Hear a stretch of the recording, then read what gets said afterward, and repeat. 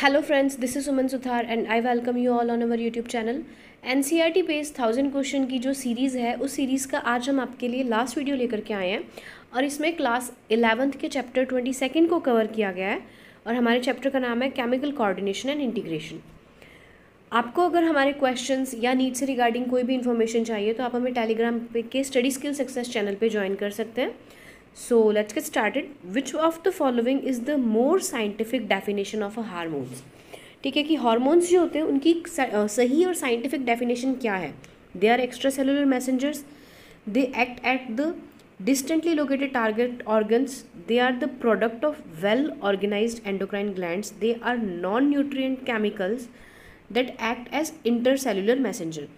तो जब हार्मोन्स होते हैं एंडोक्राइन ग्लैंड्स, जिनको डक्टलेस ग्लैंड्स भी कहा जाता है, उनके सिक्रीशंस होते हैं और इनकी जो क्लासिकल पुरानी डेफिनेशन थी हार्मोन्स की वो क्या थी कि हार्मोन्स केमिकल्स होते हैं जो एंडोक्राइन ग्लैंड्स खुद प्रोड्यूस करती है और उन्हें डायरेक्ट ब्लड में रिलीज़ कर देती है और ब्लड में रिलीज़ होने के बाद में ये जो डिस्टेंट लोकेटेड ऑर्गन्स होते हैं वहाँ तक जाते हैं और जाकर के अपना इफ़ेक्ट क्या करते हैं, शो करते हैं। तो बाकी की तीनों लाइंस जो है ए बी और सी ये भी हार्मोन्स के लिए सही है, ऐसा नहीं है कि ये गलत है, लेकिन इसके बाद में हार्मोन की ज़्यादा करेक्ट और ज़्यादा साइंटिफिक डेफिनेशन आ गई।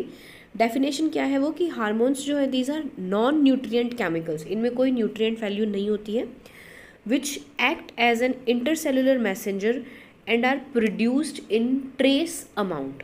ठीक है, तो जो ऑप्शन नंबर डी है वो इस डेफिनेशन के हिसाब से एकदम सूटेबल डेफिनेशन बैठती है कि हार्मोन्स नॉन न्यूट्रिएंट होते हैं, इंटरसेलुलर मैसेंजर होते हैं और बहुत ही कम क्वांटिटी में इनका प्रोडक्शन होता है इन ट्रेस अमाउंट्स। ठीक है, तो करेक्ट ऑप्शन कौन सा हो जाएगा हमारा? Option number D. Next question, hormones are called chemical signals that stimulate specific target tissues which is correct location of these receptors in protein hormones. ठीक है, हार्मोन्स भी आपके कई तरीके के हो सकते हैं कि प्रोटीन हार्मोन्स हो सकते हैं, स्टीरॉइड से बने हुए हो सकते हैं।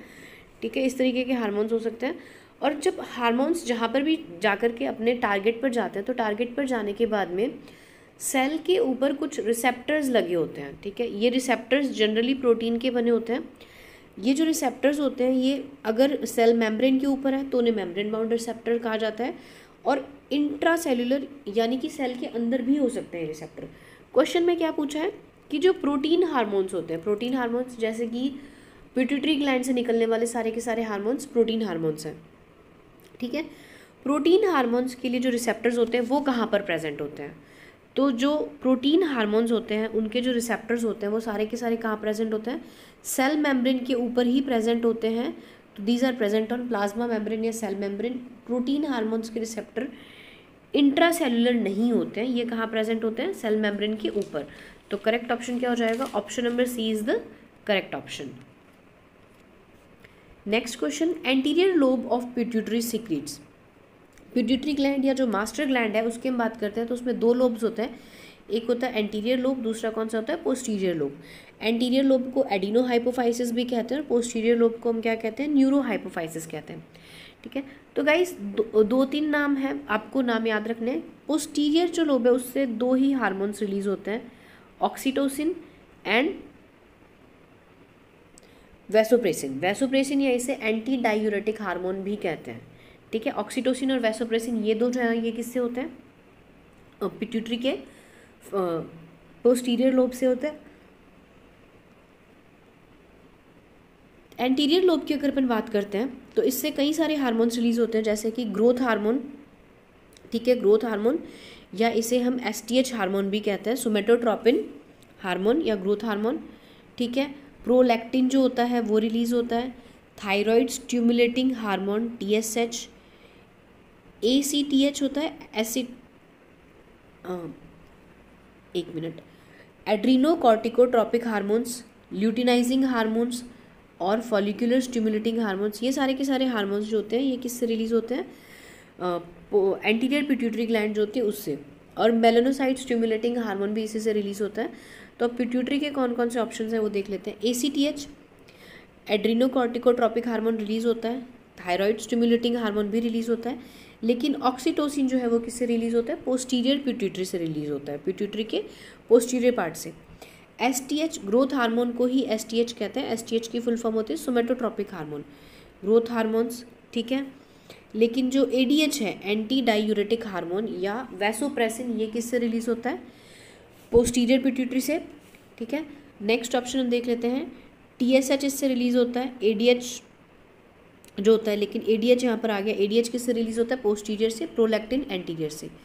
लास्ट ऑप्शन देखते हैं, follicular stimulating hormone FSH, growth hormone GH और ल्यूटिनाइजिंग हार्मोन जो होता है, ठीक है। ये तीनों के तीनों हार्मोन किससे रिलीज होते हैं? एंटीरियर पिट्यूटरी से रिलीज होते हैं, ठीक है। और पिट्यूटरी इनको रिलीज करेगी या नहीं, ये कंट्रोल कहाँ से होता है? हाइपोथैलेमस से होता है। तो करेक्ट ऑप्शन हमारा कौन सा हो जाएगा? Option number 4 is correct. Next question, a gorilla like appearance with huge hands and leg is due to the abnormal secretion of FSH, follicular stimulating hormone, luteinizing hormone, LTH hormones, और इसमें आपके third one, last one is growth hormone. तो जो growth hormones होते हैं, ठीक है, growth hormones होते हैं, इनका टारगेट होता है सॉफ्ट टिश्यूज़ और बोन्स, ठीक है। टिश्यू सेल डिवीजन को स्टिमुलेट करते हैं, प्रोटीन सिंथेसिस को, बोन के ग्रो करने को स्टिमुलेट करते हैं, ठीक है। लेकिन अगर ग्रोथ हार्मोन्स का ओवर प्रोडक्शन हो जाए, ठीक है, ओवर प्रोडक्शन का मतलब ये हो जाता है कि ग्रोथ हार्मोन्स बहुत ज़्यादा क्वांटिटी में अगर बन जाते हैं तो एक्रोमेगेली और जाइजेंटिज्म, ठीक है, दो डिजीज़ेस हो जाती हैं। एक तो होती है आपके एक्रोमेगेली, ये होती है जनरली एडल्ट्स के अंदर, और जाइजेंटिज्म ये चाइल्डहुड स्टेज में ही दिखाई देने लग जाती है कि इवन एम्ब्रियोनिक स्टेज से ये पता चलने लग जाती है, ठीक है। इन दोनों में ही जो है यही सिम्टम्स होते हैं कि हाथ पैर बहुत ज़्यादा बड़े हो जाते हैं, इस तरीके की कंडीशन यहाँ पे होना शुरू हो जाती है, ठीक है। FSH और LH जो है ये गोनाडोट्रोपिन हार्मोन्स हैं, ठीक है, स्पर्मेटोजेनेसिस को बढ़ावा देते हैं, फॉलिकल स्टिमुलेशन को बढ़ावा देते हैं, ठीक है। LH भी जो है सेक्स हार्मोन है। इसी तरीके से LTH जो है थायराइड टारगेट होता है इसका, और ये मेटाबॉलिक रेट को चेंज करता है, मेटाबॉलिक रेट को कंट्रोल करता है। तो करेक्ट ऑप्शन इसका कौन सा हो जाएगा? Option number D, hormone which is responsible for excessive growth कौन सा होता है? वो ग्रोथ हार्मोन। इसका ओवर प्रोडक्शन या ओवर स्टिमुलेशन से गोरिल्ला लाइक अपीयरेंस होना, जिसे एक्रोमेगेली या जाइजेंटिज्म की कंडीशन भी कह देते हैं, ठीक है। Next question, which of the following occurs due to ADH deficiency? ADH anti diuretic hormone, या इसे हम वैसोप्रेसिन भी कहते हैं। ADH या वैसोप्रेसिन का काम क्या होता है? ये डायूरेसिस के अगेंस्ट के उल्टा काम करता है। डायूरेसिस का मतलब है, just hold on a second, diuresis होता है वाटर लॉस थ्रू यूरिन। अगर यूरिन के अंदर पानी की क्वांटिटी ज़्यादा है तो उस कंडीशन को हम क्या कहते हैं? डायूरेसिस। डायूरेसिस की उल्टी कंडीशन क्या होती है कि जो वैसोप्रेसिन है इसका टारगेट साइट होती है किडनीज़, और किडनीज़ में पानी और इलेक्ट्रोलाइट के रीएब्जॉर्प्शन को ये बढ़ावा देती है इन द डिस्टल ट्यूब्यूल्स, ठीक है। हैनलेज लूप के अंदर जो डिस्टल ट्यूब्यूल्स होती है उसके अंदर वाटर एब्जॉर्प्शन और इलेक्ट्रोलाइट का एब्जॉर्प्शन क्या हो जाता है? ज़्यादा, अगर ADH की क्वांटिटी क्या होगी? ज़्यादा। तो जहाँ पे डायूरेसिस की कंडीशन होती है वहाँ पे तो यूरिन में वाटर क्वांटिटी क्या होती है? ज़्यादा। एंटी डायूरेटिक में वाटर और इलेक्ट्रोलाइट एब्जॉर्ब हो जाता है, तो यूरिन के अंदर उस पानी की क्वांटिटी क्या हो जाएगी? कंपैरेटिवली कम, ठीक है। तो और क्वेश्चन ये पूछ रहा है कि अगर ADH की डेफिशिएंसी हो, यानी कि वाटर का रीएब्जॉर्प्शन क्या हो जाएगा? कम। वाटर जब ज़्यादा रीएब्जॉर्ब नहीं होगा तो पानी कहाँ मिलेगा? यूरिन के अंदर मिलेगा, ठीक है। तो increased water in urine, urine के अंदर पानी की क्वांटिटी क्या हो जाती है? बढ़ जाती है due to deficiency of ADH। Correct option कौन सा हो जाएगा? Option number D. Next question हम देख लेते हैं, mark the correct statement for somatostatins. Somatostatins कौन से हार्मोन्स होते हैं? हाइपोथैलेमस जो है, ठीक है, हाइपोथैलेमस फोर ब्रेन के अंदर जो पाया जाता है। हाइपोथैलेमस दो तरीके के हार्मोन्स रिलीज करता है, एक तो होते हैं जो रिलीजिंग फैक्टर्स और दूसरे होते हैं इनहिबिटिंग फैक्टर्स। हाइपोथैलेमस के रिलीजिंग फैक्टर्स जैसे gonadotropin releasing hormone GnRH, LHRH, जो ये रिलीजिंग फैक्टर्स होते हैं, ये पिट्यूटरी ग्लैंड के हार्मोन्स को रिलीज करवाने के लिए स्टिमुलेट करते हैं, और जो इसके इनहिबिटरी फैक्टर्स या इनहिबिटरी हार्मोन्स होते हैं ये पिट्यूटरी ग्लैंड से हार्मोन्स के रिलीज को क्या करते हैं? रोक देते हैं, ठीक है। तो सोमैटोस्टेटिन जो है it is a kind of inhibitory hormones. इसका काम क्या होता है इसका काम होता है पिट्यूटरी ग्लैंड से ग्रोथ हार्मोन के रिलीज को रोकना, यानी कि पिट्यूटरी ग्लैंड जो ग्रोथ हार्मोन का रिलीज करती है उसको रोकने का काम कौन करता है? सोमेटोस्टेटिन करता है। तो इसी के बेस पर हम ऑप्शन देख लेते हैं। ऑप्शन नंबर ए गलत है, ऑप्शन नंबर बी जो है वो सही है। सोमेटोस्टेटिन हाइपोथैलेमस से रिलीज किया जाता है और ये एसटीएच के सिक्रीशन को स्टिमुलेट नहीं करता। ये क्या काम करता है? इसका काम क्या होता है? Inhibits the release of growth hormone. Growth hormone के सिक्रीशन को ये क्या करता है? रोकता है। ठीक है, correct option will be option number B. Next question, hormones of pituitary glands are some steroids, some protein, all proteins, complex substances formed from protein, steroids and carbohydrates, or all of the above। तो pituitary gland से मिलने वाले जो hormones होते हैं वो सारे के सारे कैसे होते हैं? प्रोटीन हार्मोन्स होते हैं, यानी कि प्रोटीन्स या पेप्टाइड से बने होते हैं। पिट्यूटरी ग्लैंड से निकलने वाले सारे हार्मोन्स, हाइपोथैलेमस से निकलने वाले सारे हार्मोन्स, इंसुलिन भी प्रोटीन हार्मोन का एग्जाम्पल है, ग्लूकेगॉन भी प्रोटीन हार्मोन का एग्जाम्पल है। तो ये कई एग्जाम्पल्स है प्रोटीन हार्मोन के जो हमें ध्यान में रखने हैं। ठीक है, करेक्ट ऑप्शन इसका हो जाएगा option number B. Next question, growth hormones of pituitary is more effective in presence of thyroxine, absence of thyroxine, absence of insulin और presence of adrenaline. Growth hormone का काम क्या होता है? ये सॉफ्ट टिश्यूज़ हो गए, बोन्स हो गए, उनको टारगेट करता है, वहाँ पे सेल डिवीजन को, प्रोटीन सिंथेसिस को स्टिमुलेट करता है। ठीक है, थायरॉक्सिन हार्मोन इसे T4 हार्मोन भी कह देते हैं। ठीक है, थायराइड से सीक्रेट होता है। इसका काम क्या होता है? इसका टारगेट होता है सारे के सारे टिश्यूज़, सिर्फ सॉफ्ट टिश्यूज़ नहीं, बॉडी के सारे टिश्यूज़ को ये टारगेट करता है, उनकी मेटाबॉलिक रेट को बढ़ाता है। ठीक है, ग्लूकोज को ब्रेक डाउन करके एनर्जी रिलीज़ करवाता है, ग्रोथ को स्टिमुलेट करता है। ठीक है, तो अगर थायरॉक्सिन प्रेजेंट होगा तो थायरॉक्सिन का भी काम क्या है? ग्रोथ को स्टिमुलेट करना, और ग्रोथ हार्मोन जो होते हैं उसका काम भी क्या है? ग्रोथ को स्टिमुलेट करना। तो पिट्यूटरी का जो थायराइड ग्रोथ हार्मोन है वो कब ज़्यादा इफेक्टिव होता है? अगर थायराइड से रिलीज़ होने वाले हार्मोन्स उसकी प्रॉपर क्वांटिटी में प्रेजेंट हो तो ये ज़्यादा इफेक्टिव होता है। थायराइड की अगर एब्सेंस हो जाती है, यानी थायराइड की अगर क्या होगी? कमी हो जाती है, तो बॉडी के अंदर रिटार्डेशन आ जाती है, चाइल्डहुड स्टेज में रिटार्डेशन आनी शुरू हो जाती है। ठीक है, इंसुलिन का काम ब्लड में शुगर लेवल को मेंटेन करना होता है। अगर ब्लड में शुगर ज़्यादा हो जाती है तो इंसुलिन से कम करवाने के लिए लीवर को साइन दे देता है। ठीक है, एड्रेनलिन जो होता है फाइट और फ्लाइट हार्मोन्स। ठीक है, जो एक्सट्रीम कंडीशंस होती है उसमें एड्रेनलिन और नॉन एड्रेनलिन काम में आते हैं। तो 368 एक्चुअली 968 होना था। इसका करेक्ट ऑप्शन क्या हो जाएगा? प्रेजेंस ऑफ थायरॉक्सिन, क्योंकि थायरॉक्सिन और ग्रोथ हार्मोन के काम लगभग सिमिलर हैं।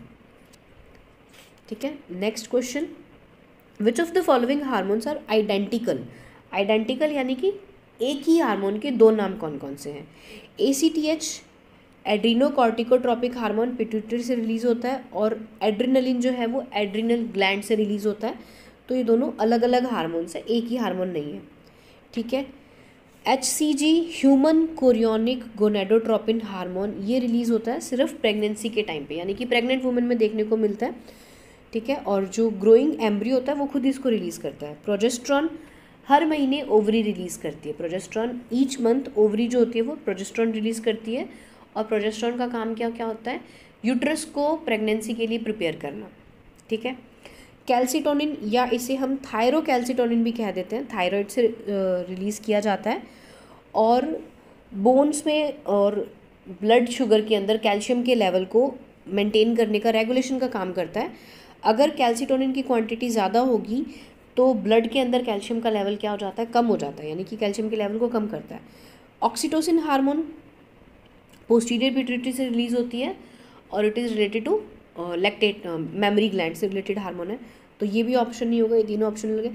वैसोप्रेसिन और ADH, वैसोप्रेसिन को ही हम क्या कहते हैं? एंटी डायूरेटिक हार्मोन कहते हैं। तो ये दोनों हार्मोन्स आइडेंटिकल है, एक्चुअली ये दोनों एक ही हार्मोन के दो अलग अलग नाम है। एंटी डायूरेटिक हार्मोन कह दो या वैसोप्रेसिन कह दो, एक ही नाम है। पोस्टीरियर पिट्यूटरी से क्या होता है? रिलीज़ किया जाता है। काम क्या है? डिस्टल ट्यूब्यूल्स के अंदर वाटर का रीअब्जॉर्प्शन करवाना, जिससे कि क्या होगा? यूरिन के अंदर पानी की क्वांटिटी क्या हो जाएगी? कम हो जाएगी। ठीक है, correct option will be option number D. Next question देख लेते हैं, which of the following hormone is known as milk let down factor? ठीक है, कौन सा हार्मोन ऐसा है जो कि मिल्क के सिक्रीशन को क्या करता है, स्टिमुलेट करता है। प्रोलैक्टिन हार्मोन ये मेमोरी ग्लैंड्स की ग्रोथ को प्रमोट करता है and also promote formation of milk, यानी कि मेमोरी ग्लैंड्स की ग्रोथ को प्रमोट करेगा और मिल्क बनने के प्रोसेस को प्रमोट करेगा, लेकिन मिल्क के सिक्रीशन को ये प्रमोट नहीं करता है। ठीक है। मेमोट्रोपिन हार्मोन एंटीरियर पिट्यूटरी से रिलीज़ किया जाता है। ठीक है। इसी को ही लैक्टोजेनिक हार्मोन भी कहते हैं, लेकिन इसका काम भी क्या होता है, ब्रेस्ट टिश्यूज़ की ग्रोथ करवाता है, स्टिमुलेशन करवाता है मिल्क के प्रोडक्शन को। लेकिन ये हार्मोन सिर्फ कब काम में आता है, पोस्टपार्टम कंडीशन के दौरान, यानी कि जब डिलीवरी हो जाती है मैमेलियन फीमेल्स में, उसके बाद में ये हार्मोन काम करता है। इसका काम कुछ कुछ प्रोलैक्टिन के जैसा ही होता है। ठीक है, प्रोलैक्टिन के जैसे होता है। एस्ट्रोजन हार्मोन ओवरी की जो फॉलिकल सेल्स होती है, सेकेंडरी फॉलिकल सेल्स जो होती हैं, ठीक है, उनसे ये एस्ट्रोजन हार्मोन रिलीज़ किया जाता है और सेकेंडरी सेक्शुअल कैरेक्टर्स के लिए ये रिस्पॉन्सिबल होता है। ठीक है, जितने भी वुमेन के अंदर सेकेंडरी सेक्शुअल कैरेक्टर्स होते हैं वो सारे के सारे एस्ट्रोजन की प्रेजेंस के कारण होते हैं। Last hormone is oxytocin hormone. Oxytocin hormone जो होती है बॉडी की स्मूथ मसल्स को कॉन्ट्रैक्ट करवाने का काम करवाता है। ठीक है, एक फीमेल मैमेलियन फीमेल के अंदर ये मेनली दो काम करवाता है। एक तो ये कि जब ड्यूरिंग चाइल्ड बर्थ, चाइल्ड के बर्थ के दौरान यूट्रस का कॉन्ट्रैक्शन करवाता है। ठीक है, जो कॉन्ट्रैक्शन होता है उसमें ऑक्सीटोसिन रिस्पॉन्सिबल होता है। एक चीज़ क्या कि मेमोरी ग्लैंड से मिल्क के इजेक्शन के लिए रिस्पॉन्सिबल होता है। मिल्क के बनने के लिए तो प्रोलैक्टिन और मेमोट्रोपिन हार्मोन्स हैं, लेकिन मिल्क के इजेक्शन के लिए कौन सा हार्मोन रिस्पॉन्सिबल होता है, oxytocin hormone is responsible. Correct option क्या हो जाएगा, option number D. All of the following endocrines are enlarge during pregnancy accept.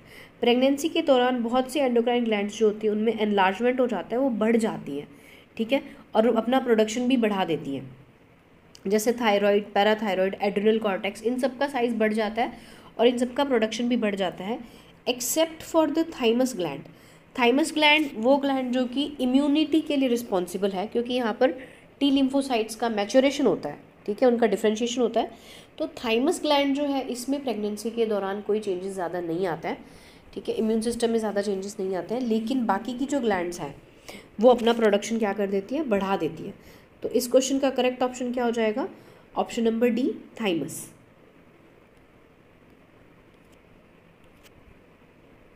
Next question, which of the following sets of vertebrate hormones are produced in the anterior pituitary gland. हमने पहले भी बात की थी कि एंटीरियर पिट्यूटरी के अंदर कौन कौन से बनते हैं। सोमेटोस्टैटिन, सोमेटोस्टैटिन एंटीरियर पिट्यूटरी में नहीं बनता, ये कहाँ बनता है, हाइपोथैलेमस में बनता है। वैसोप्रेसिन पोस्टीरियर पिट्यूटरी में बनता है और इंसुलिन पैनक्रियास के अंदर बनता है। तो बेसिकली ये पूरा का पूरा क्या हो गया, गलत। Prolactin, growth hormone and follicular stimulating hormone FSH, ये तीनों के तीनों किस में बनते हैं, एंटीरियर पिट्यूटरी के अंदर बनते हैं। ठीक है, ऑक्सीटोसिन, प्रोलैक्टिन और ADH जो है एड्रिनोकॉर्टिकोट्रोपिन, इसमें से ये दोनों तो हार्मोन्स आपके एंटीरियर पिट्यूटरी में बनते हैं, लेकिन ऑक्सीटोसिन जो है वो कहाँ बनता है, पोस्टीरियर पिट्यूटरी के अंदर। ठीक है, इसी तरीके से एस्ट्रोजन, प्रोजेस्टेरॉन और टेस्टोस्टेरॉन, इनमें से एस्ट्रोजन जो होता है वो और प्रोजेस्टेरॉन, ये दोनों जो होते हैं ओवरी से रिलीज़ किए जाते हैं, और टेस्टोस्टेरॉन जो होती हैं वो किससे, लीडिंग सेल्स या इंटरस्टिशियल सेल्स जो होती हैं टेस्टिस की, उनसे रिलीज़ किए जाते हैं। तो 372 का करेक्ट ऑप्शन क्या हो जाएगा, option number B.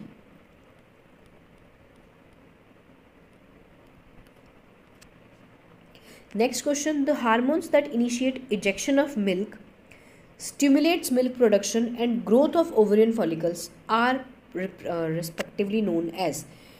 Milk ejection के लिए जो हार्मोन रिस्पॉन्सिबल होता है वो हमने थोड़ी देर पहले बात की थी, वो हार्मोन कौन सा होता है, ऑक्सीटोसिन। ठीक है, तो अगर हम सिर्फ हमें यही पता है और हम हार्मोन्स की शॉर्ट फॉर्म में देखें तो ए में जो पहला हार्मोन दे रखा है वो प्रोलैक्टिन है, वो गलत हो गया।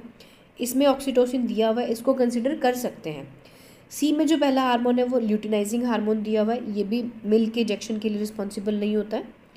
ठीक है, और जो लास्ट है आपके PRH हार्मोन, ठीक है, ये भी आपके इसके लिए रिस्पॉन्सिबल नहीं होता है। ठीक है, तो अगर हम मिल्क के इंजेक्शन के लिए रिस्पॉन्सिबल है वो हार्मोन कौन सा होता है, OT, ऑक्सीटोसिन। मिल्क के प्रोडक्शन के लिए प्रोलैक्टिन रिस्पॉन्सिबल होता है, ये भी करेक्ट ऑप्शन सही मिल गया। और ओवरियन फॉलिकल की ग्रोथ के लिए फॉलिकल स्टिमुलेटिंग हार्मोन जो होता है ये प्रेजेंट होता है, तो करेक्ट ऑप्शन हमारा क्या हो जाएगा, option number B, oxytocin, prolactin and follicular stimulating hormone. ठीक है, ये तीनों हार्मोन्स रिस्पॉन्सिबल होते हैं respectively. Next question, a young boy has infantile penis, seminal vesicle and prostate glands, the condition can be improved by treating. ठीक है, अगर हम देखते हैं सेमाइनल वेसिकल्स, ये भी आपके मेल रिप्रोडक्टिव सिस्टम का पार्ट है। प्रोस्टेट ग्लैंड्स जो होती है वो भी असेसरी ग्लैंड्स होती है, सेमाइनल वेसिकल भी ग्लैंड की तरह काम करती है। और इनफर्टाइल पेनिस यानी कि इरेक्शन के लिए, इरेक्शन जो होता है प्रॉपर नहीं हो पाना, तो ये कंडीशन जो है फर्टिलिटी इसकी प्रॉपर नहीं हो पानी, इसके लिए क्या ट्रीटमेंट किया जा सकता है, extract of interior pituitary, pituitary का यहाँ पर कोई रोल नहीं होता है, पिट्यूटरी FSH और LH रिलीज़ करवाने में हेल्पफुल होती है। ग्रोथ हार्मोन उसे नहीं दे सकते, ग्रोथ क्योंकि ग्रोथ हार्मोन्स जो होते हैं वो सोमैटिक सेल्स पर, सॉफ्ट टिश्यूज़ पे काम करते हैं, टेस्टिस और ओवरीज के ऊपर नहीं। ठीक है, Viagra it is also not needed. Testosterone, क्योंकि टेस्टोस्टेरोन जो है लीडिंग सेल्स जो होती हैं या जिसे हम इंटरस्टिशियल सेल्स भी कहते हैं, उनसे रिलीज़ होने वाले कुछ हार्मोन्स का ग्रुप होता है। इस group of hormones is known as androgen. Androgen का सबसे इम्पॉर्टेंट हार्मोन जो होता है वो हार्मोन्स कौन से होते हैं, टेस्टोस्टेरोन्स होते हैं एंड्रोजन के अंदर। ठीक है, एंड्रोजन जो हार्मोन्स होते हैं, टेस्टोस्टेरोन का काम क्या होता है, मेल सेक्स ऑर्गन्स जो होते हैं उनका डेवलपमेंट, मैच्योरेशन, उनका प्रॉपर फंक्शन। ठीक है, और इसके साथ में जितनी भी एसेसरी ग्लैंड्स होती है, प्रोस्टेट ग्लैंड होगी, एपिडिडाइमस, वासा डेफरेंशिया, डेफरेंशिया जो होती है, और सेमाइनल वेसिकल, इन सब के प्रॉपर फंक्शनिंग के लिए कौन रिस्पॉन्सिबल होते हैं, टेस्टोस्टेरोन्स।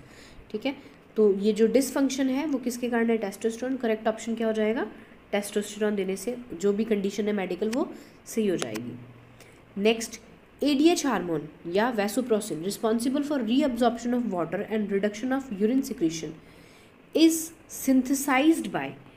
अगर ये पूछा होता कि ये रिलीज़ कहाँ से होता है, ठीक है, किससे सिक्रीट किया जाता है, तो हम बात कर चुके हैं ये सिक्रेटेड बाय पोस्टीरियर पिट्यूटरी। लेकिन क्वेश्चन में ये पूछा गया ये कहाँ पर बनता है। ठीक है, तो अगर हम इसके बनने की बात करें तो ये बनता है हाइपोथैलेमस के अंदर। ADH हार्मोन का सिंथेसिस जो है वो कहाँ होता है, हाइपोथैलेमस के अंदर होता है।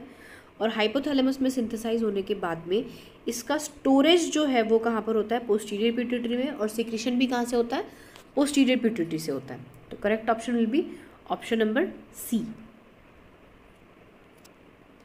Next question, identify a hormone which is produced by the pituitary gland in both males and female but functional only in females. ठीक है, जो पिट्यूटरी से बनता है लेकिन फंक्शनिंग ही सिर्फ किस में होता है, फीमेल्स में होता है, यानी कि ऐसा हार्मोन जो सिर्फ फीमेल्स में काम करता है।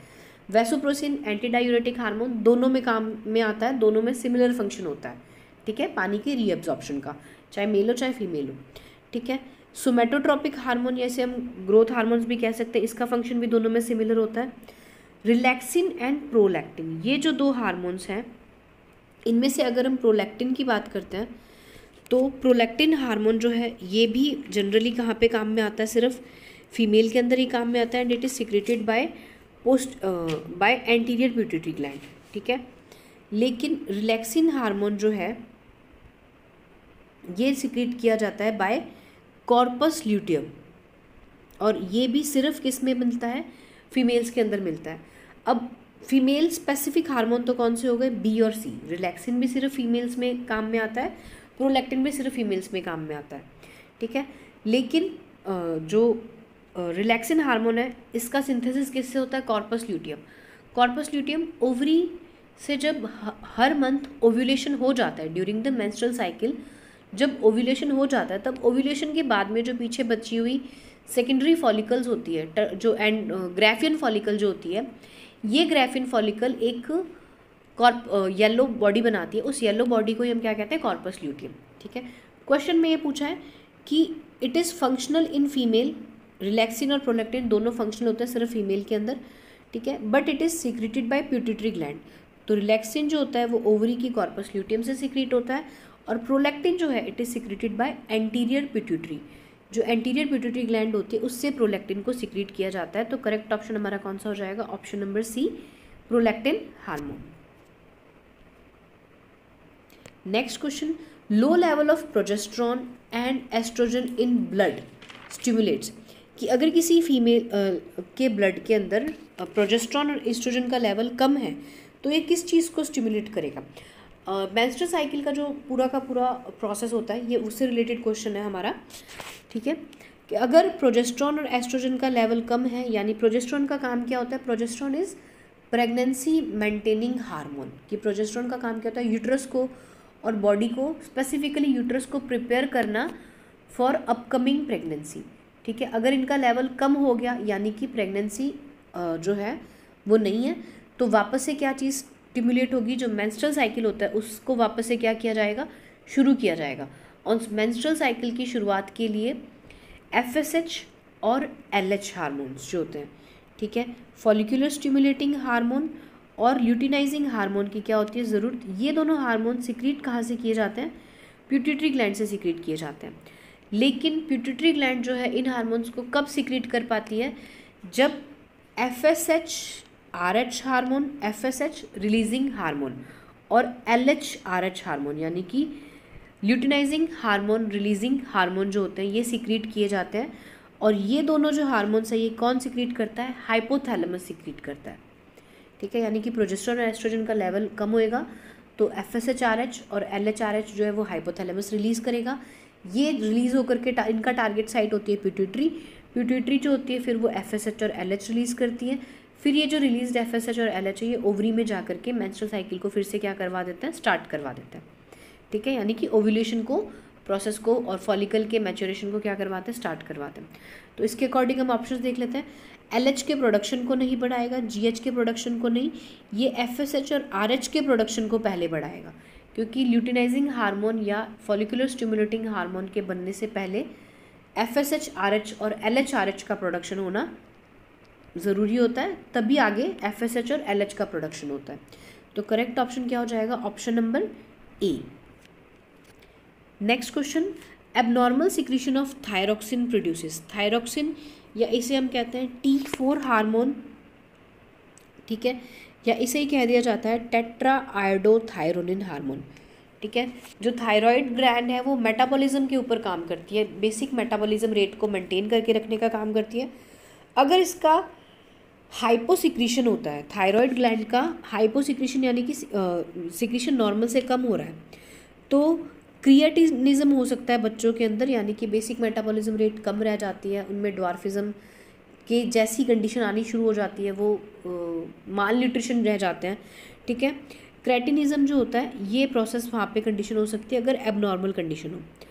और अगर हाइपर कंडीशन हो जाए यानी कि थायराइड का ज़्यादा सिक्रीशन हो जाए तो कौन सी डिजीज़ हो जाती है, ग्रेव्स डिजीज़, ठीक है। तो इसके अकॉर्डिंग ऑप्शन तो क्या बनता है, ऑप्शन नंबर C, क्योंकि इसने एबनॉर्मल सिक्रीशन दिया हुआ है, ये नहीं दिया हुआ कि सिक्रीशन ज़्यादा है कि कम है। तो ग्रेव डिजीज़ और क्रेटिनिज्म जो है दोनों ही किस में है, एबनॉर्मल में है। बाकी के ऑप्शंस को भी एक बार देख लेते हैं। एक्रोमेगैली जाइजेंटिज्म के जैसा ही है। एक्रोमेगैली क्या होता है, ग्रोथ हार्मोन के ओवर सिक्रीशन से, ग्रोथ हार्मोन के ज़्यादा सिक्रीशन हो जाना, जिससे कि बॉडी जो होती है वो कैसी हो जाती है, बहुत ज़्यादा बड़ी, हाथ पैर बहुत ज़्यादा बड़े हो जाते हैं, हेरी हो जाते हैं, ये कंडीशन, ठीक है। एडिसन्स डिजीज़, ये एड्रिनल कॉर्टेक्स के सिक्रीशन कम हो जाने से, hypo secretion of adrenal cortex, उसके कारण होता है। कुशिंग सिंड्रोम किसके कारण होता है, एड्रिनल ग्लैंड या एड्रिनल कॉर्टेक्स जो होता है उसके हाइपर सिक्रीशन के कारण। अगर उसका सिक्रीशन बढ़ जाता है तो कौन सी डिजीज़ हो जाती है, कुशन्स डिजीज। तो हमारे क्वेश्चन का आंसर करेक्ट ऑप्शन क्या हो जाएगा, option number C, cretinism. Next question, thyroxine acts on every organ of the body except, thyroxine का टारगेट क्या होता है, जितने भी टिश्यूज़ होते हैं, ठीक है, वहाँ पर जाकर के काम करता है और टिश्यूज़ को एनलार्ज करवाता है, सेल डिवीजन करवाता है, ग्रोथ करवाता है, मेटाबॉलिक रेट को क्या करता है, बढ़ाता है, बेसिकली मेंटेन करके रखता है।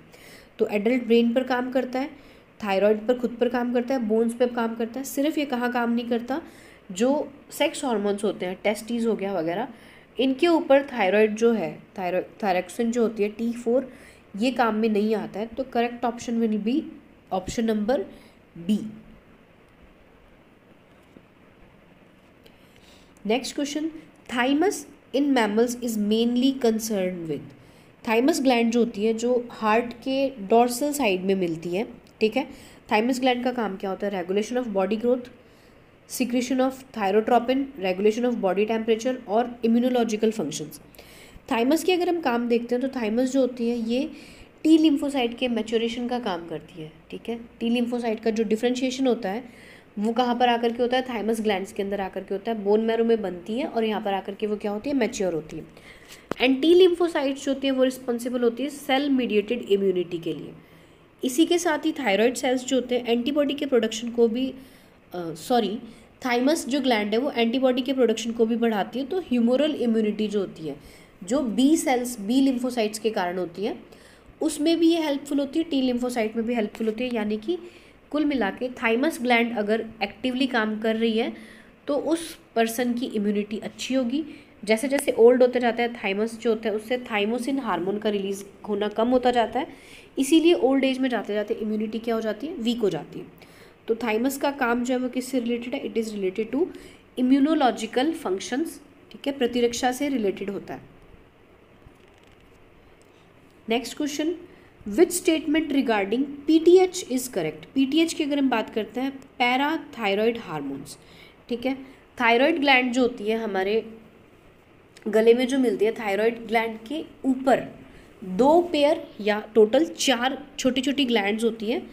वो ग्लैंड्स कौन सी होती है, पैराथायरॉयड ग्लैंड्स होती हैं। ठीक है, पैराथायरॉयड ग्लैंड्स, इनका मेन फंक्शन क्या होता है, it is a peptide hormone, it stimulates bone reabsorption, it is hyper calcaemic hormone. ठीक है, तो अब अगर हम पैराथायरॉयड की बात करते हैं तो इनका मेन टारगेट क्या होता है, बोन्स होती हैं। बोन्स के ऊपर बोन्स के रीअब्जॉर्प्शन को ये क्या करती हैं, बढ़ाती हैं, तो ये ऑप्शन सही है। It is also a peptide hormone, इसका जो हार्मोन्स होते हैं वो किसके बने होते हैं, प्रोटीन्स के बने होते हैं। And it is also hypercalcaemic hormone. Hypercalcaemic hormone का क्या मतलब है कि ये जो हार्मोन है ब्लड के अंदर कैल्शियम की कॉन्सेंट्रेशन को क्या करता है, बढ़ाता है। ठीक है, हाइपर कैल्सैमिक हार्मोन है। पैराथायरॉयड हार्मोन जो होता है वो प्रोटीन, खुद प्रोटीनेशियस नेचर का है। इस हार्मोन का काम जो है, हमने जो पीछे हार्मोन पढ़ा था कैल्सिटोनिन, या इसे हम क्या देते हैं, थायरोकैल्सिटोनिन भी कह देते हैं, उसके ठीक उल्टा काम होता है पीटीएच का। कैल्सिटोनिन जो होता है ब्लड के अंदर कैल्शियम के लेवल को कम करवाने में काम में आता है, कम करवाता है। और पीटीएच, पैराथायरॉयड हार्मोन जो है ब्लड के अंदर कैल्शियम के लेवल को बढ़ाता है। तो करेक्ट ऑप्शन क्या हो जाएगा इस हिसाब से, option number D, all of the above are correct regarding PTH. Next question, hypothyroidism in adults and hyper parathyroidism in children. ठीक है, इनसे कौन कौन सी डिजीज़ हो जाती है। क्वेश्चन को बहुत ध्यान से पढ़े, जल्दबाजी में हाइपर थायरॉयडिज्म पढ़ा जाएगा। ठीक है, तो अगर हम हाइपोथायरॉयडिज्म की बात करते हैं तो जब थायराइड का सिक्रीशन कम होता है तब 2 डिजीज़ होती है, एक तो होती है क्रेटिनिज्म और एक होती है मिक्सिडिमा। ठीक है, क्रेटिनिज्म जो है वो तो किस में होती है, बच्चों के अंदर होने वाली बीमारी है, और इसमें अडल्ट्स में कौन सी डिजीज़ होती है, मिक्सोडिमा होती है। ठीक है, तो इस हिसाब से अगर हम देखते हैं तो करेक्ट ऑप्शन क्या हो सकता है, ऑप्शन नंबर ए और ऑप्शन नंबर सी, क्योंकि इन दोनों में पहला ऑप्शन क्या है, मिक्सोडिमा है, जो कि सही है। एडल्ट्स के अंदर थायराइड का सिक्रीशन कम होने पर मिक्सोडिमा हो जाती है। ऑप्शन नंबर ए यहाँ पे गलत हो गया, क्योंकि सेकंड ऑप्शन इसने क्या दे रखा है, क्रेटिनिज्म। क्रेटिनिज्म बच्चों में थायराइड का सिक्रीशन कम होने से होती है, और हमें क्वेश्चन में क्या पूछा हुआ है, हाइपर पैराथायरॉयडिज्म, यानी कि पैराथायरॉयड ग्लैंड के हाइपर सिक्रीशन से क्या होता है, तो ये गलत हो गया। सेकंड क्वेश्चन देख लेते हैं, ग्रेव डिजीज़ और हाशिमोटो डिजीज़ जो होती है, ग्रेव डिजीज़ हाइपर थायरॉयडिज्म के कारण होती है, थायराइड के सिक्रीशन बढ़ने से, और जो हाशिमोटो डिजीज़ है वो थायराइड के हाइपोसिक्रीशन से होती है। थायराइड का सिक्रीशन कम हो जाता है, इसके अंदर थायराइड ग्लैंड्स अपने अगेंस्ट ही एंटीबॉडीज़ बनाना शुरू करने लग जाती है, और एट लास्ट इसे कहा जाता है सुसाइडल ऑफ थायराइड। थायराइड का सुसाइडल क्या कहलाता है, हाशिमोटो डिजीज़।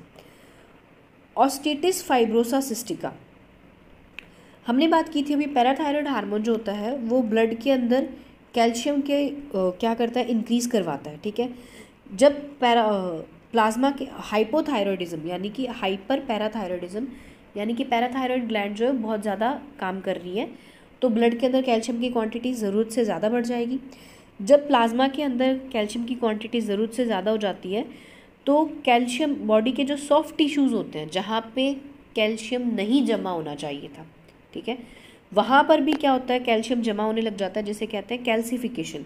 इसके कारण जो डिजीज़ होती है उस डिजीज़ को कहा जाता है ऑस्टिटाइटिस फाइब्रोसा डिजीज़। तो मिक्सिडोमा जो होती है ये होती है थायराइड के कम सिक्रीशन के कारण एडल्ट्स में, और पैराथायराइड के ज़्यादा सिक्रीशन के कारण चिल्ड्रंस में कौन सी डिजीज़ होती है? ऑस्टिटोमा फाइब्रोसिस। ठीक है, correct option will be option number D. एक डिजीज़ रहेगी एडिसन्स डिजीज़। एडिसन डिजीज़ की हमने पहले भी बात की थी, किससे होती है? एड्रिनल कॉर्टेक्स जो है उसके सिक्रीशन के कम होने से। तो 382 का correct option option number C. Next question, which of the following hormones coordinate with each other to maintain ideal blood calcium level? कि ब्लड में कैल्शियम के लेवल को एक फिक्स मेंटेन रखने के लिए, आइडियल मेंटेन रखने के लिए एक दूसरे के साथ में कौन काम में आता है? तो हमने अभी थोड़ी देर पहले बात की थी कि जो पैराथायराइड हार्मोन है उसका काम क्या होता है? ब्लड के अंदर कैल्शियम के लेवल को इंक्रीज़ करना। ठीक है, और जो कैल्सिटोनिन, या कैल्सिटोनिन को क्या कह दिया जाता है? थायरोकैल्सिटोनिन हार्मोन होता है, थायराइड ग्लैंड से सिक्रीट किया जाता है। उसका काम क्या होता है? ब्लड में कैल्शियम के लेवल को कम करना। तो ये दोनों के दोनों हार्मोन जो होते हैं इंसुलिन और ग्लूकेगोन की तरह क्या करते हैं? काम करते हैं। जैसे इंसुलिन और ग्लूकेगोन दोनों मिलकर के ब्लड में ग्लूकोज के लेवल को कंट्रोल रखते हैं, उसी तरीके से थायरोकैल्सिटोनिन और पैराथायराइड हार्मोन जो है वो दोनों हार्मोन्स मिलकर के ब्लड के अंदर कैल्शियम के लेवल को क्या करते हैं? कंट्रोल करके रखते हैं, एक फिक्स लेवल पे मेंटेन करके रखते हैं। Next question, a person is having problems with calcium and phosphorus metabolism in his body. ठीक है, विच of the following glands may not be functioning properly? अब अगर यहाँ पर सिर्फ कैल्शियम की बात की जाती है तो कैल्शियम के लिए थायराइड ग्लैंड भी ज़रूरी है और पैराथायराइड ग्लैंड भी ज़रूरी है। ठीक है, तो पैरोटिड और पैनक्रियास तो पहले ही कट होगी, दोनों ऑप्शन से पहले ही बाहर होगी। अब हम बात करते हैं फॉस्फोरस की। फॉस्फेट आयंस जो हैं उनकी प्रॉपर ग्रोथ के लिए पैराथायराइड हार्मोन जो होते हैं वो भी ज़रूरी होता है। ठीक है, अगर पैराथायराइड हार्मोन जो होता है ये कैल्शियम को तो इंक्रीज़ करता है ब्लड के अंदर, और फॉस्फेट को क्या करता है? फॉस्फेट आयंस की क्वांटिटी को क्या करता है? कम करता है। पैराथायराइड हार्मोन कैल्शियम की क्वांटिटी को बढ़ाता है और फॉस्फेट की क्वांटिटी को क्या करता है? कम करता है। तो क्वेश्चन के अकॉर्डिंग कैल्शियम और फॉस्फोरस दोनों के मेटाबॉलिज्म में अगर दिक्कत आ रही है तो that gland will be parathyroid gland. Next question, glycogenesis is the result of hormone secreted from. Glycogenesis जो होता है वो किसके कारण होती है? ग्लाइकोजेनेसिस होता क्या है? Synthesis of glycogen. ठीक है, ग्लाइकोजन का सिंथेसिस किससे होता है? ग्लूकोज से होता है। हमारी बॉडी में जो फूड है वो स्टोर्ड किस फॉर्म में रहता है? ग्लाइकोजन की फॉर्म में रहता है। ग्लूकोज का पॉलीमर है ग्लाइकोजन। ठीक है, और जब ये प्रोसेस होता कहाँ पर है? लीवर के अंदर होता है। दो सेल्स होती हैं, बीटा सेल्स और alpha cells of pancreas. Alpha cells जो होती हैं उनका काम होता है ग्लूकेगॉन को रिलीज़ करवाना। हार्मोन कौन सा होता है? ग्लूकेगॉन। ग्लूकेगॉन जो होता है, ग्लूकेगॉन इंसुलिन के अपोजिट काम करता है। ठीक है, अगर ब्लड के अंदर शुगर की लेवल ज़्यादा हो गया, ब्लड के अंदर शुगर की क्वांटिटी, ग्लूकोज की क्वांटिटी ज़्यादा हो गई है, तो पैनक्रियास की जो बीटा सेल्स होती है, लैंगरहैंस, आइल्स ऑफ लैंगरहैंस में बीटा सेल्स प्रेजेंट होती है पैनक्रियास के अंदर। तो ये क्या करवाती है? इंसुलिन का सिक्रीशन करवाती है जो कि ब्लड के अंदर ग्लूकोज के लेवल को कम करता है। ठीक है, अगर ब्लड के अंदर ग्लूकोज का लेवल बढ़ाना है तो अल्फा सेल्स जो होती हैं वो ग्लूकेगॉन रिलीज़ करती हैं जो कि ब्लड के अंदर ग्लूकोज के लेवल को बढ़ाता है। ठीक है, तो बीटा सेल्स जो होती हैं वो इंसुलिन सिक्रीट करती है, और इंसुलिन जो है लीवर के अंदर जाकर के ग्लाइकोजेनेसिस यानी कि ग्लूकोज से ग्लाइकोजन के बनने के प्रोसेस को क्या करता है? स्टिमुलेट करता है। Correct option will be option number D. Next question, source of somatostatin is the same as that of. ठीक है, पैनक्रियास के अंदर जो आइल्स ऑफ लैंगरहैंस होते हैं, जिसे हिंदी में कहा जाता है लैंगरहैंस की दीपिकाएं, या इनके अंदर 3 तरीके की सेल्स होती हैं। अल्फा सेल्स जो कि ग्लूकेगॉन रिलीज़ करवाती हैं। ग्लूकेगॉन का काम क्या है? ब्लड में शुगर के लेवल को बढ़ाना। बीटा सेल्स जिनका काम क्या है? इंसुलिन रिलीज़ करवाती है। इंसुलिन का काम क्या है? ब्लड में शुगर के लेवल को कम करवाना। इन्हीं के साथ में एक और सेल्स होती है जो कौन सी होती है? Delta sales. डेल्टा सेल से रिलीज़ होता है सोमेटोस्टैटिन। सोमेटोस्टैटिन का काम क्या होता है? सोमेटोस्टैटिन जो है ये ब्लॉक करता है secretion of insulin and glucagon from beta and alpha cells, यानी कि अल्फा और बीटा सेल से अपने अपने रिलेटिव हार्मोन के सिक्रीशन को ये बंद करवा देता है। सोमेटोस्टैटिन का काम हाइपोथैलेमस के अंदर भी यही था, हाइपोथैलेमस में भी जो सोमेटोस्टैटिन होता है वो पिट्यूटरी ग्लैंड के रिलीज़ को क्या करवाता है, रुकवाता है। पिट्यूटरी ग्लैंड से हार्मोन रिलीज़ को क्या करता है, इनहिबिट करता है। ठीक है, तो सोमेटोस्टैटिन का सोर्स भी वही है जो कि किसका सोर्स है, इंसुलिन और ग्लूकेगॉन का सोर्स है पैनक्रियाज। सोमेटोस्टैटिन भी पैनक्रियाज में मिलता है, इंसुलिन भी वहीं मिलता है, ग्लूकेगॉन भी क्या होता है, वहीं मिलता है।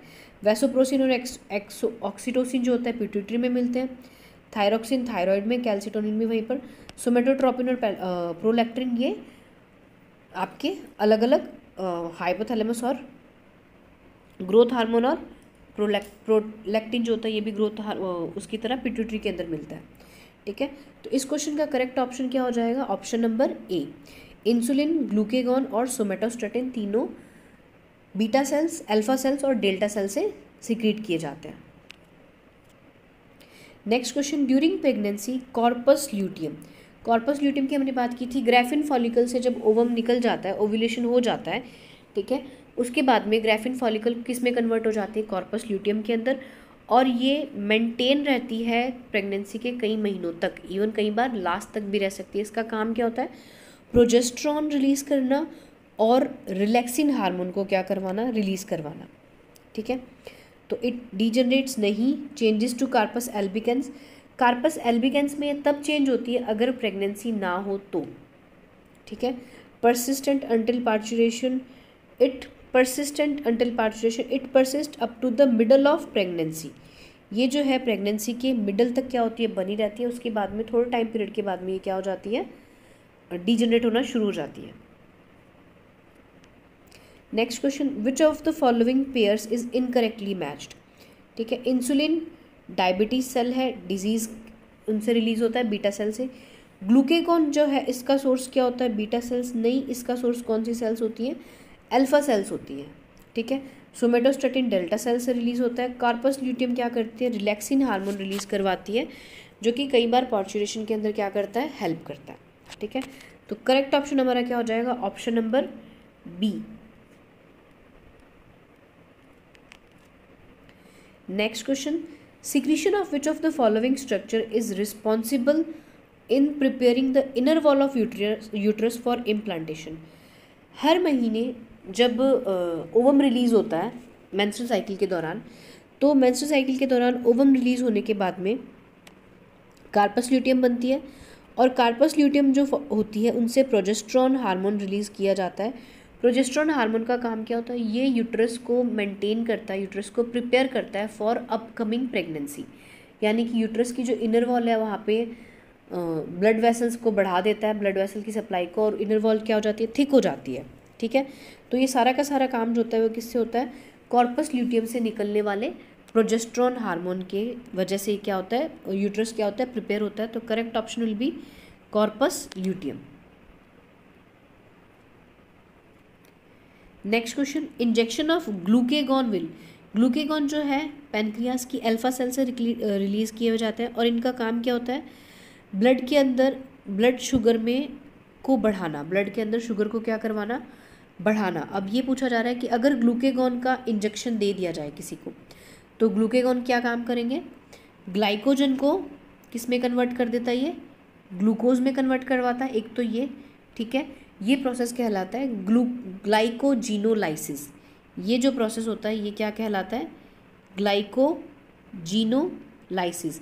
ये ग्लाइकोजेनेसिस के उल्टा प्रोसेस है। ग्लाइकोजेनेसिस जो होता है वो इंसुलिन के कारण होता है, और ग्लाइकोजिनोलाइसिस जो होता है उसके लिए कौन सा हार्मोन रिस्पॉन्सिबल है, ग्लूकेगॉन हार्मोन। इसी के साथ में ये एक और प्रोसेस करवाता है, वो क्या होता है, ग्लूकोनियोजेनेसिस। ग्लूकोनियोजेनेसिस का मतलब क्या होता है, फैटी एसिड और अमीनो एसिड से नए सिरे से ग्लूकोज का क्या करवाना, सिंथेसिस होता है अगर नए सिरे से, तो उससे हम क्या कहते हैं, gluconeogenesis. In short glucagon hormone से ब्लड के अंदर शुगर का लेवल क्या होता है, बढ़ जाता है। ठीक है, तो इसी के हिसाब से अगर हम कुछ ऑप्शंस देख लेते हैं तो ये तीनों ऑप्शन गलत होंगे। करेक्ट ऑप्शन क्या होएगा, ग्लूकेगॉन के सिक्रीशन से ब्लड शुगर लेवल क्या हो जाता है, इंक्रीज़ हो जाता है। इसका फंक्शन इंसुलिन के ठीक अपोजिट होता है। यहाँ पे हमारी जो सीरीज़ थी एनसीईआरटी बेस्ड नीट के जो रिगार्डिंग सीरीज़ थी बायो की, वो ख़त्म हो रही है। आई होप कि आपको हमारी ये सीरीज़ सही लगी होगी और it will be helpful for you in NEET preparation. सभी बच्चों के एग्ज़ाम सेंटर्स मिल चुके हैं, आपके एडमिट कार्ड्स भी आ चुके हैं। तो all the best guys, do your best and I wish you all कि आप नेक्स्ट ईयर अच्छे अच्छे मेडिकल कॉलेजेस में जाएँ. ठीक है. Thank you for watching. Please like, do like, share and subscribe our channel.